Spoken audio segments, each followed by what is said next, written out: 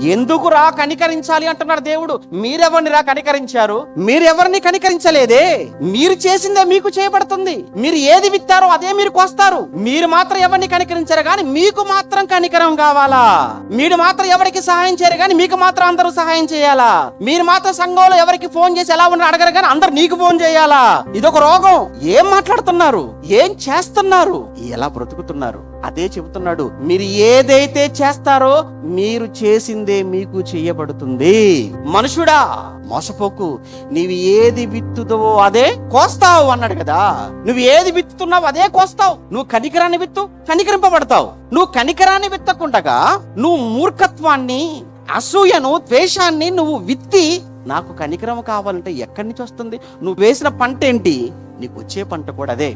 నువ్వు నాటిన విత్తనం ఏంటి? నీకు వచ్చేటువంటి మొలక కూడా అదే. నువ్వు వేసిన చెట్టు ఏదో నీకు వచ్చే కాయలవే. ఇది నీకు అర్థమైతే నువ్వు ఏదైతే చేస్తున్నావో అదే పొందుకుంటావు. ఏదైతే నువ్వు విత్తుతున్నావో అదే పంటను కోస్తావు.